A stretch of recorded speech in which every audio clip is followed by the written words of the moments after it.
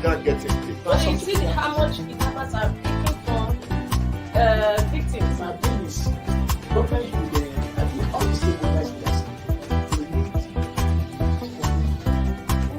to get that, and I think we get that.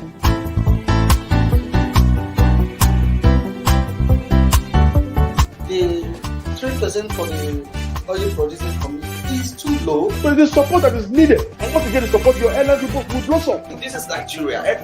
You need to give people sense of belonging.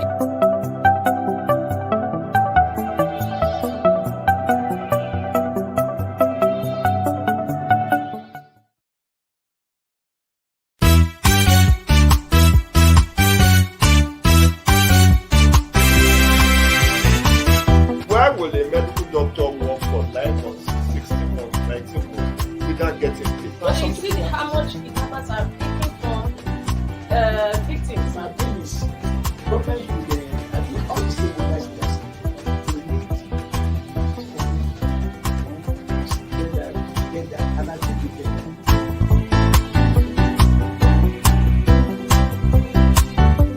The 3% for the oil producing community is too low. But the support that is needed. And once you get the support, your airline people will blossom. This is Nigeria. You need to give people sense of belonging.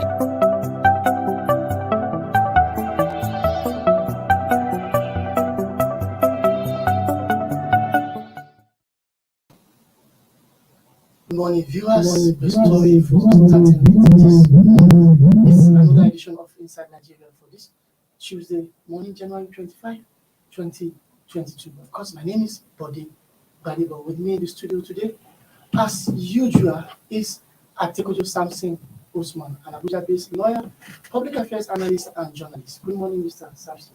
It's a pleasure having me here. Thank you so Thank much. you. All right, viewers, as usual, we'll look at the front pages of some of the national dailies and as well discuss a trending story of the day. But before then, let's start with the newspapers. And of course, we're starting with Nigeria's most influential newspaper, The Leadership. On the front page of Leadership this morning, full subsidy, federal government, states head for showdown over FAC remittances. Fuel subsidy, federal government, states head for showdown over FAC remittances. Government suspend plan to remove subsidy. Labour insists on protests. And of course, the last rider to that story is saying federal government kickstart 1 million car auto gas conversion by March. 1 million auto gas conversion by March. Okay, we need to move away from that and quickly go to the front page of our sister publication, The National Economy. On the front page of National Economy this morning, Petroleum Industry Act risk confidence crisis as federal government suspends petrol subsidy removal. PIA risk confidence crisis as federal government suspends petrol subsidy removal. Well, we need to go to the next newspaper on our menu this morning.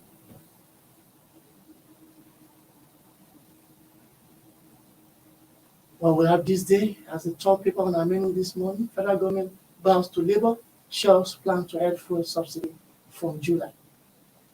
Federal government bows to Labour, shelves plan to end fuel subsidy from July. And of course, the last paper for today is the Nigerian Tribune.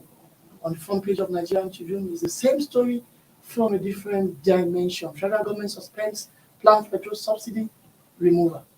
Federal government suspend planned petrol subsidy removal to return to NAS for budget amendment. Well, I don't know why. Maybe we should start from there. People are already asking if you are suspending the removal, do you have the provision in the 2022 budget? Yes. You see, my brother, the issue of fuel subsidy has been a nagging issue, and its planned removal was gradually generating heat or tension in the country, and Labour was warming up that okay, if you do that, we are going on strike, and coupled with the next general election now that is still in 2023, if they remove fuel subsidy from July, it's expected that the price of pump Pump price price. will increase from what we have now to about 306 naira per liter. Exactly. Okay. And if that happens, there's going to be a lot of crisis, a lot of protests, and it won't be healthy for the government in power because that could culminate into the election time, and they could use that to It flatten should be in a bad light. The government be will be in in a a bad light. So this is all about politics now. That is all about politics. There is no sincerity. Yeah, yeah. Because when the Senate president was even addressing the meetings that was there, he said he visited President Muhammad Buhari. He said so. He mentioned that. Yes. And that the government is not interested in creating hardship for the citizens, but that they are calling on all the stakeholders to come together to see how they can manage this. So he spoke before the Minister of Finance. So it was what he said that the Minister of Finance leveraged on to come out and say, look, the issue of a fuel subsidy has become the timing has become so problematic that they are no longer going to do the fuel removal anymore, subsidy removal anymore. But that was where the news broke out from. So Yeah. I think these people are actually playing with our intelligence. That is the issue. After almost 7 years in the saddle, you are telling us the timing is problematic. It shows you don't know what you're doing. That's the issue. And it's traceable to lack of a plan. Exactly. I remember before President Muhammadu Buhari was elected, he was the one that said fuel subsidy is a fraud. It's a fraud, it's a scam. It's a There's scam. no name that they have not used. And now he's in the saddle, he finds it difficult to deal with it. After 6-7 years. But do we need fuel subsidy or not? For now, we use fuel subsidy because if fuel subsidy is removed, the hardship will directly affect the common people on the street. That's the problem. But we expected that since they came into power, they would have marshaled their plan to make sure that the mechanisms are on ground to mitigate and to handle any shock that is inherent in the first subsidy removal. That is what they have not done. Okay, yesterday we were talking about putting the refineries in order. For the past 7 years, they couldn't put the refineries in order. And we expect President Muhammadu to have a measure of understanding of the petroleum industry, that having been a petroleum minister before. Before, exactly. He could flow from that experience and fix that industry. But to the consternation of everybody, nothing has happened. The political will is not there. The political will is not there at all. What are we talking? But again, do we even need to subsidize what we are producing? So that's the We are issue. the major oil producer in Africa. We own the oil and we are subsidizing what? You see, that is Can't another. the refineries be operational? That is another huge problem that is confronting us. We are producing the crude oil here in our own land, and we are taking it out through subsidy, and in between transporting it out, process it and bringing it back.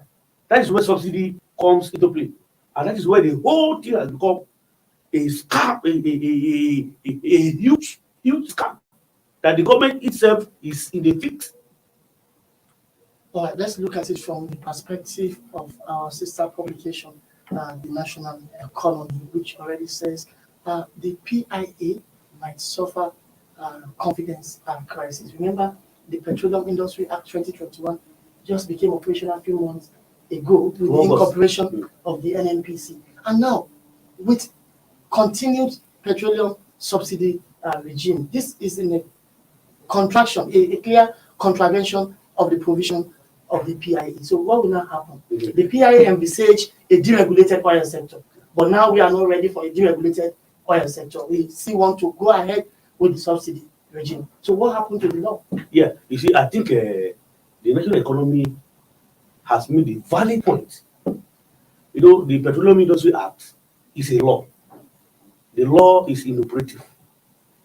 The law gives credence to what happens in the petroleum sector, both in the upstream and downstream sector. And with the plan removal of fuel subsidy, other investors, especially foreign investors, are already looking into our oil industry and had much a plan to come in based on what we have on ground. But like with this announcement yesterday now, it means that our law is not consistent now. That's what it means. It's not consistent. And if that happens, is going to send a very dangerous signal to the vessels because they won't trust our law in which they are bringing in their money to put in. That will be another serious issue. But I have to believe that with the decision that the federal government took yesterday, now they should be able to come up to say, look, we took this stand, but that as it has to do with the investing into our oil sector based on our Petroleum Industry Act. So they should be able to work on confidence building. Let them work on the confidence building. If not, no foreign investor will bring in a funding, as it were, because they can't trust us now. Uncertainty. Uncertainty. All right, viewers, we need to go on a short break.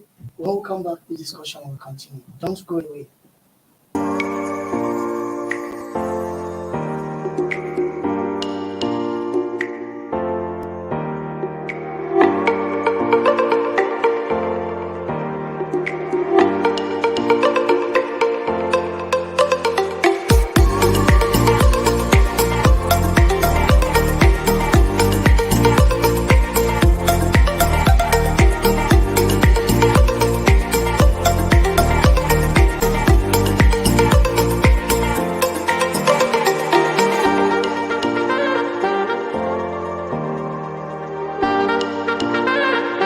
For sponsorship and advert placements, please contact 080-3688-6158. Last Word Leadership Podcast Studio. You have the last word.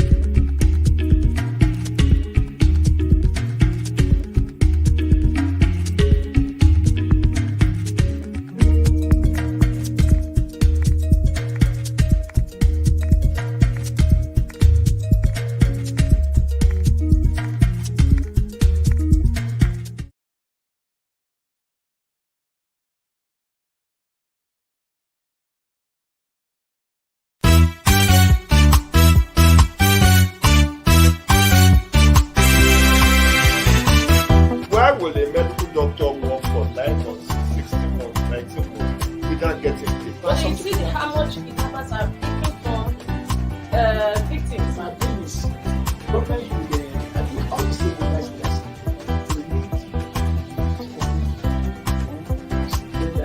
get that, and I think we get that.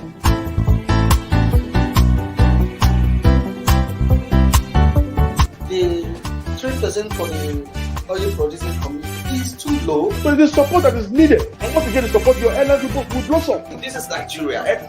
You need to give people sense of belonging.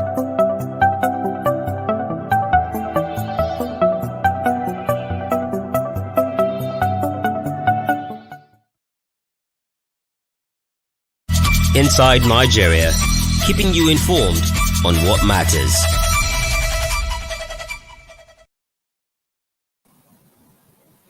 Welcome back. It's still Inside Nigeria for this Tuesday morning, January 25, 2022. And of course, I'm still in the studio with my guest analyst, Atekojo Samson Usman, lawyer, public affairs analyst, and journalist based here in Abuja. Thank you for being with us thus far. Well, so let's go back to the subsidy brouhaha. Now, the Labour has insisted on going on strike. Despite federal government, backtracking that we are no longer are going to remove fuel subsidy. So, what can justify the Nigerian Labour Congress stance of going on strike, warning a protest despite government stance? I think it depends on what they have on their hands. Okay. One of which is the fuel subsidy removal. Probably they have other issues that they want the government to address. Well, that has to do with the increase in their salary or implementation of the minimum wage or whatever. And secondly, they also may not have confidence in what the government is doing. So I expected that meeting yesterday to be held with labor leaders because what is the board for that meeting to interact with them. If the labor leaders were also represented there, the Minister for Finance sitting down for petroleum resources, for petroleum resources, the same president, the chiefs of other petroleum industry sectors, if the labor leaders were also participating, and this decision was taken, it would have gone down well to cushion whatever they are planning together. But they were not there. So, and because of the way from their experience over the years, they don't believe what they have said this again. But it be that as it may, to me, I don't think it's necessary for them to go on strike, but they were not going to achieve anything. And the Senate President has appealed to them that it's so necessary for them to go on strike. So I'm sure the labor leaders will be able to reason along this path, because at the end of the day, nothing is going to be achieved. It is not even because of their protest that the fuel subsidy removal was suspended for now. It is for their own political reasons that made them to stop or to postpone this fuel subsidy. Exactly. It will be understood to everybody. So then one can simply say Labour might be right to still go on the protest, but because they know that this is temporary, maybe after the election, the government of the day will come and say, we want to experiment with subsidy. No, but mind you, they never say they were not going to. Yeah, they say suspension. It's suspension. Till after, it was the when they were winning election, then they do it. That's it. So we can read between the lines. It's left for Nigerians to shine their eyes. Yeah, for Nigerians to shine their eyes. So probably if they go on strike, it will now send a kind of a strong message to them that, look, we are ready to take up the battle. If at all you are going ahead to.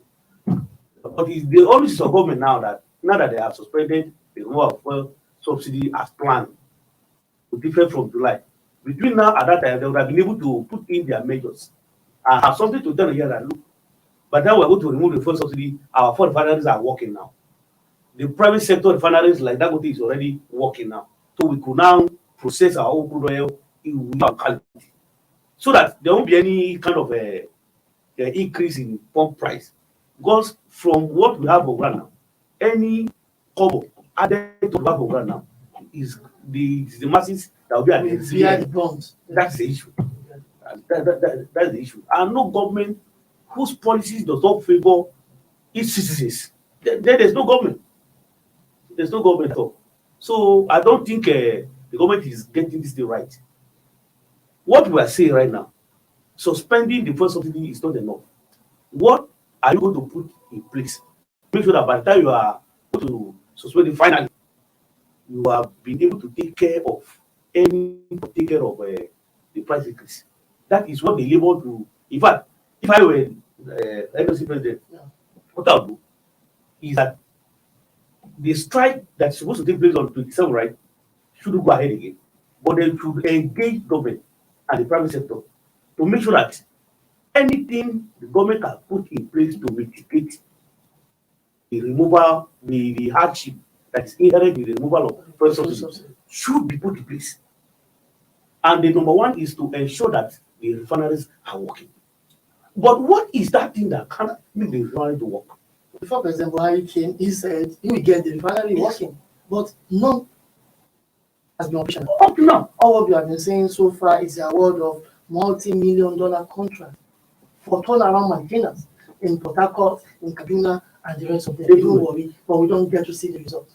now, if you have contractors working on our refineries and they can't get it right, as a lawyer, for instance, if there's an agreement for a project to be executed and that project is not executed within, it's breach of contract. It's breach of contract.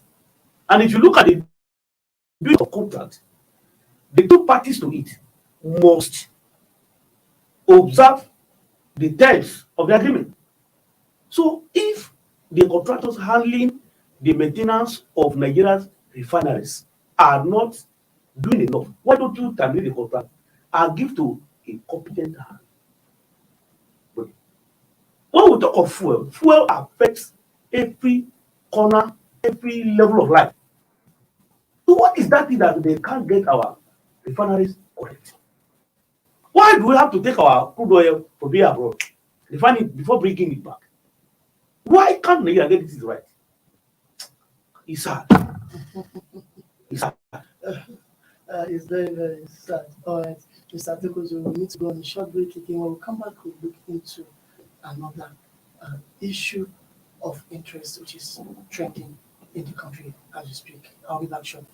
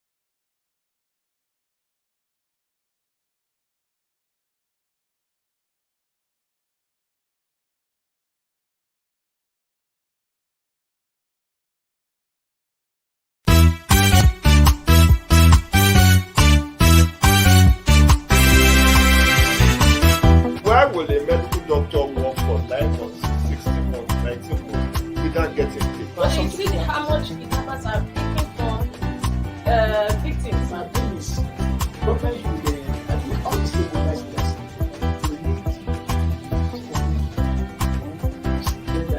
Get that, and I think we get that.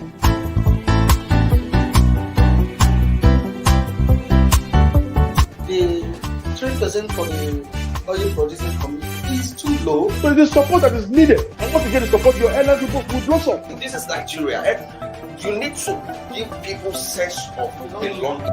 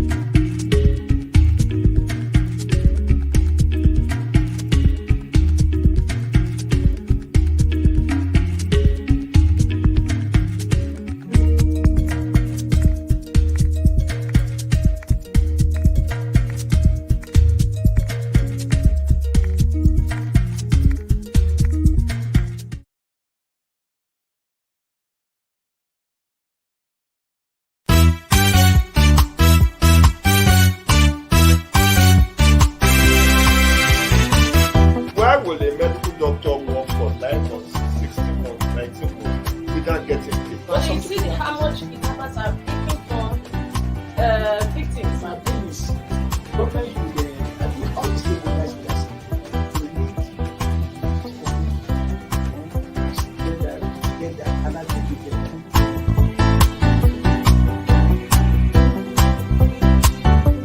The 3% for the oil producing community is too low. But it is support that is needed. And once you get the support, your airline will blossom. This is Nigeria.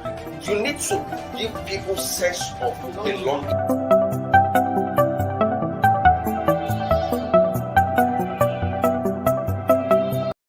Inside Nigeria, keeping you informed on what matters.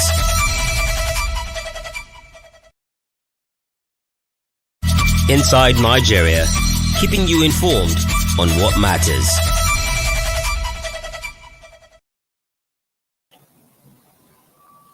Welcome back. It's still inside Nigeria for this Tuesday morning, January 25, 2022. Of course, we'll be discussing the issue of the murder of the 5-year-old Kano school girl, Anifa Abubakar, which has been generating a lot of reactions as we speak. Now, we have been joined by Mrs. Kemi Okeondo, a governance, security, and gender expert, to have a take on this issue. Good morning, Mrs. Okeondo.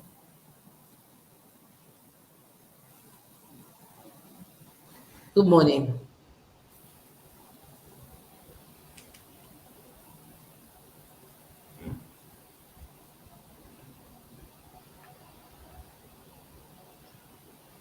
Good morning, Mrs. Okeondo. Do we have you on the line? Yes, good morning. I can hear you. All right, if you can hear me very well, I'm not hearing you. Let's go straight to the point, Mrs. Okeondo. I don't know. You must have heard about the Kano issue, the one in the southeast, another one in Zaria, where children are being targeted, for, I don't know whether for ritual or for, I don't know what kind of killing. But let me ask you first, do we have a pattern, or these incidents are just isolated incidents? Good morning, and thanks for having me on the show. From experience and from what we've noticed at partners, because we have an office in Kano, what we have noticed over time is that there seems to be a pattern of abuse on children within Kano State, and not only in Kano, but I would say even across the country, depending on where you're looking at. So you see a trend of defilement, which is sexual abuse of minors. You see rape of young boys, either being perpetrated by people that are supposed to have some form of fiduciary relationship with these children. So people that are in a position of trust. So they're not, most of this abuse are not perpetrated by strangers, either teachers, family members, community members. So it's a trend that has evolved. I won't say it's evolving, and needs to be looked at critically so that it can be nipped in the bud.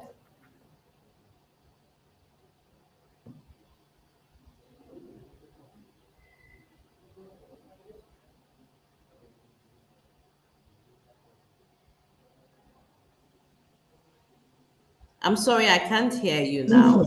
Okay. Okay, can you hear me now? Yes, I can hear you now.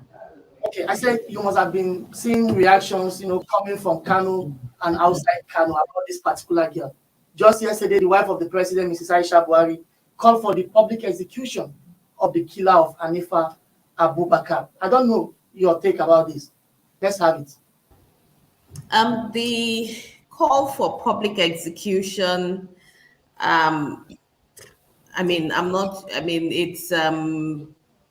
we still have the death penalty within our law books. So, and the sentence for homicide or murder is the death penalty.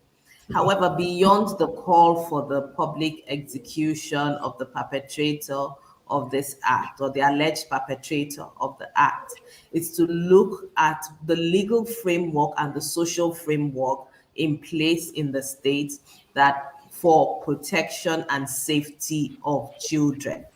Does the state have a good and a strong framework, safety net that protects children? That is where I think we need to be looking at, because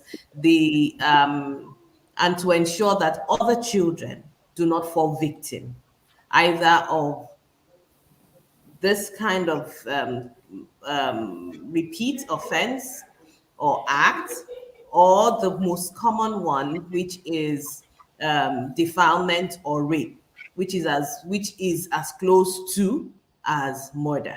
Thank you. All right.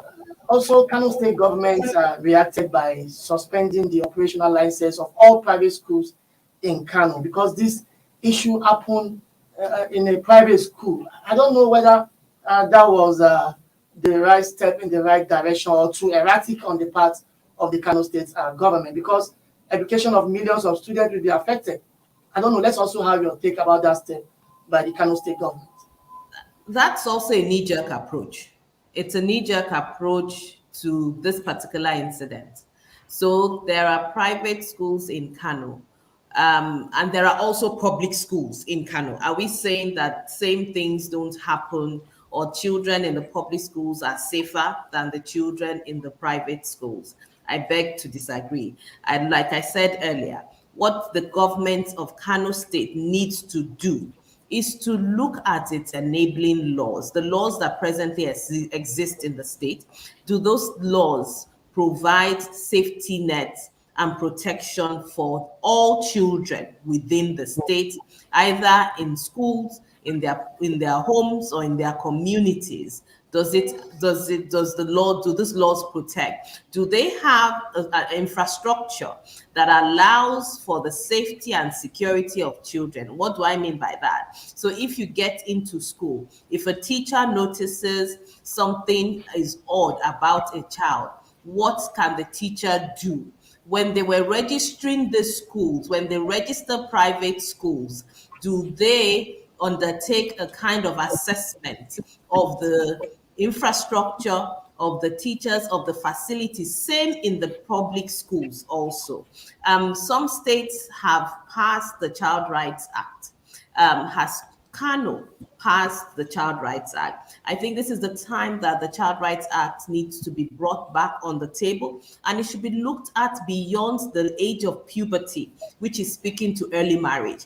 If you look at the Child Rights Act is an encompassing law that allows for the protection and safety of children, because it looks at it from the legal perspective, it looks at it from the social perspective, and it also looks at the psychological aspect of it. The Violence Against Persons Prohibition Act has it been passed in Kano State, which is a modern law that looks at some of these cases and some of these issues. I would round up by saying, if states that are of the same, if governors or states that have same party at the helm of affairs, what lessons are they learning from each other? So I'll bring Lagos State onto the table with what they have, the comprehensive or holistic process they have on safety and security under the Domestic Sexual Violence Response Agency. Can Kano take a leaf from that and borrow some lessons from Lagos State and ensure that their structures are working, that structures are made to work, and they infuse a bit of proactiveness into the system rather than responding after the fact? Thank you. All right, Mrs. Okeondo, before I allow you to go, let me also ask you, what can we do, or people like you, your groups, to compel state governments to do the right thing? Doing the right thing, I mean domesticating the Child Rights Act in all the 36 states of the Western Nation, including FCT Abuja, rather than responding to issues like this or situations like this in a fire brigade way.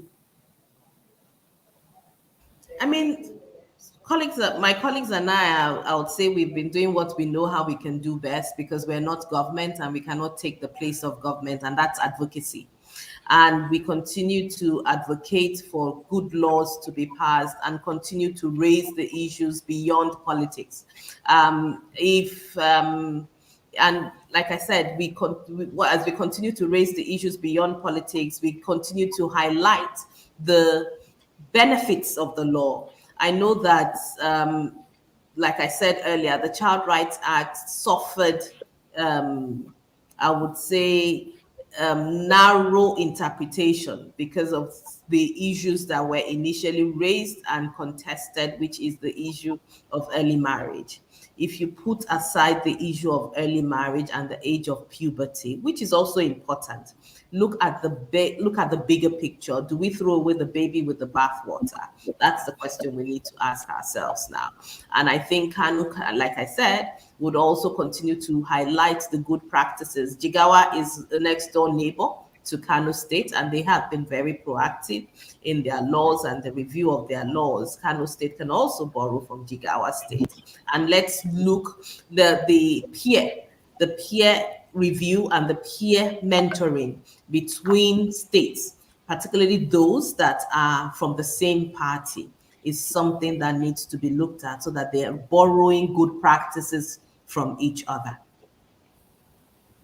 All right, many thanks to you, Mrs. Kemi Okeondo, Executive Director, Partners West Africa, Nigeria, and as well Governance, Security, and Gender Expert. Thank you for speaking with us this morning on Inside Nigeria.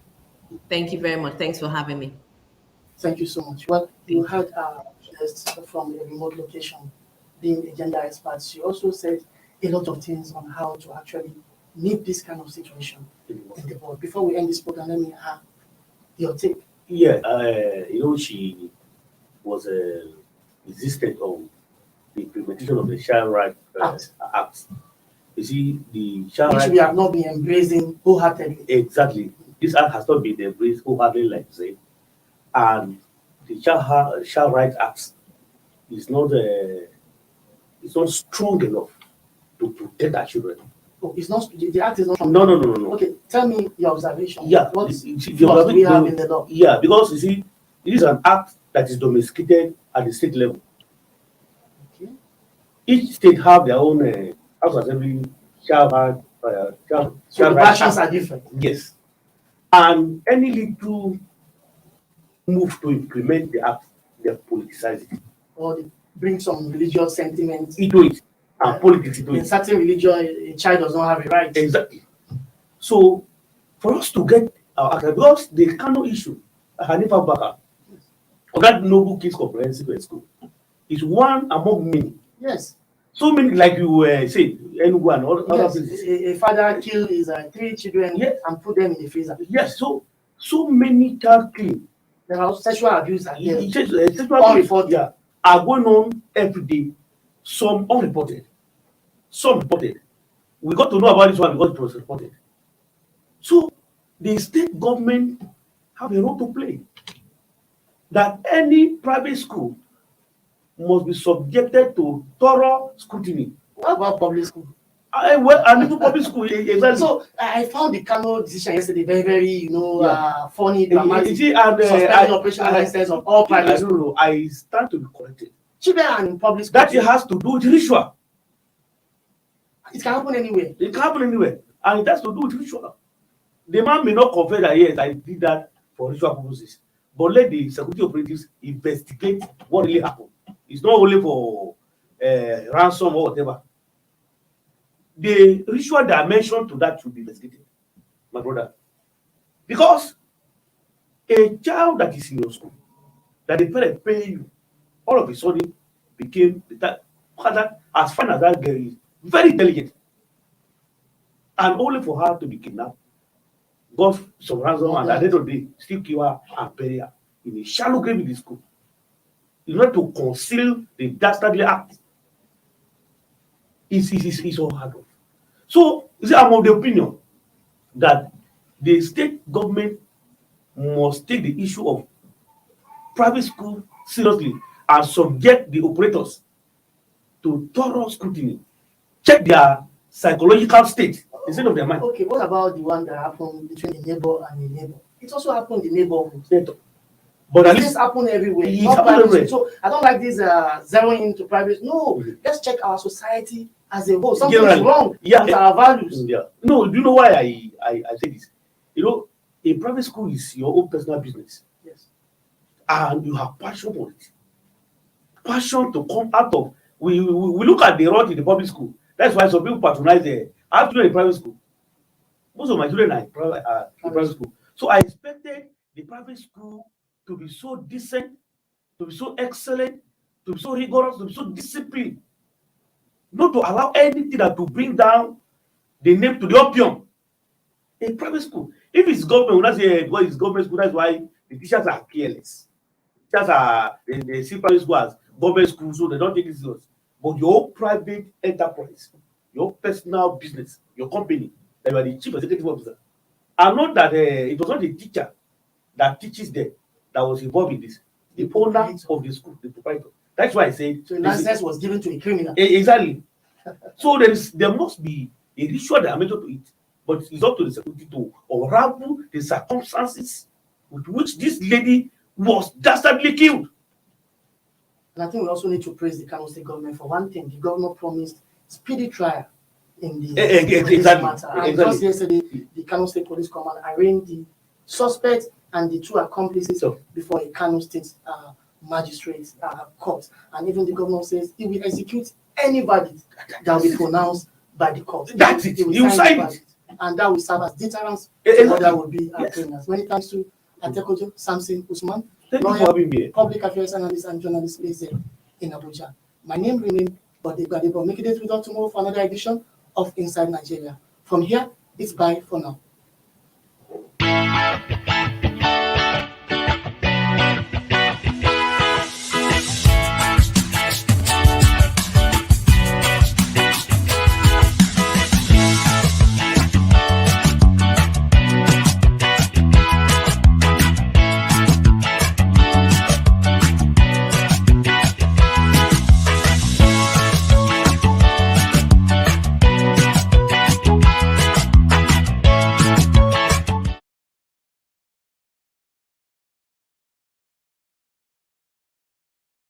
Thank you for watching. For sponsorship and advert placements, please contact 080-3688-6158. Last Word Leadership Podcast Studio. You have the last word.